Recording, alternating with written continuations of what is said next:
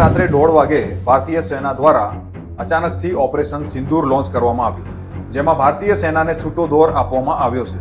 આ લાઈન યાદ રાખજો. ભારતીય સેના દ્વારા કરવામાં આવેલ આ હુમલાની પૂરેપૂરી સાચી માહિતી તમને આપવી એ જાગો ઇન્ડિયાની ફરજ છે, જેથી ગોદી મીડિયા દ્વારા ભારતીય નાગરિકોમાં ખોટો ભય અને ઉશ્કેરણીજનક લાગણીઓ ફેલાવવાનું જે કાર્ય છે એ સફળ ન થાય. હુમલા જ્યાં કરવામાં આવ્યા એ જગ્યાઓ આ પ્રમાણે છે: પાકિસ્તાનના બહેવાલપુર અને મુર્દિકે તથા પીઓકેમાં આવેલા મુઝફ્ફરાબાદ અને કોટલી. ભારતીય સરકાર દ્વારા ઓફિશિયલી આ 4 જગ્યાઓના નામ જાહેર કરવામાં આવ્યા છે અને મરનારના કોઈ આંકડા સત્તાવાર રીતે જાહેર કરવામાં આવ્યા નથી. પરંતુ ગોદી મીડિયા અત્યારે 9 જગ્યાના નામ બતાવી રહી છે અને મન ફાવે તેમ આંકડાઓ બતાવી રહી છે, જાણે હમલાના સ્થળ ઉપર 2 દિવસ પહેલા જ એમણે પોતાના રિપોર્ટરોને ખાટલા નાખીને સુવડાવી દીધા હોય. બીજું કે ગોદી મીડિયા અત્યારે ભ્રામક અને ખોટા વિડીયોઝ પણ બતાવી રહી છે જનતાને. એમનું એકમાત્ર ટાર્ગેટ છે કે નરેન્દ્ર મોદી અને અમિત શાહને હીરો તરીકે પ્રોજેક્ટ કરવા. પરંતુ આ લોકો ભૂલી ગયા છે કે આ સમાચાર ફેલાવીને તેઓએ આ બંનેની ધોતી ખોલી નાખી છે. કારણ કે રાષ્ટ્રભક્ત અને સમજદાર નાગરિકો કે જેમના દિમાગમાં ગોબર ગેસ નથી ભરેલો, તેઓ સવાલ પૂછી રહ્યા છે કે શા માટે ભારતીય સેનાને છેલ્લા 5 વર્ષથી બાંધી રાખવામાં આવી.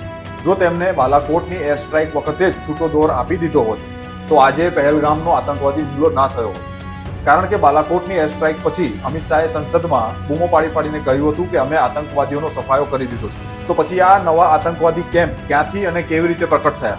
5 વર્ષથી અમિત શાહ અને રાજનાથસિંહ શું ડ્રીમ 11 પર પોતાની ટીમ બનાવી રહ્યા હતા? વાત તો સહી છે. આજે તમે આ આતંકવાદી કેમ્પો પર હુમલા કરીને પોતાની 5 વર્ષની નિષ્ક્રિયતાની પોલ ખોલી નાખી છે અને સાબિત કરી દીધું છે કે તમે 5 વર્ષથી ભારતીય સેનાના હાથ બાંધી રાખ્યા હતા. યાદ કરો અમેરિકામાં થયેલો 2001માં 9/11નો હુમલો.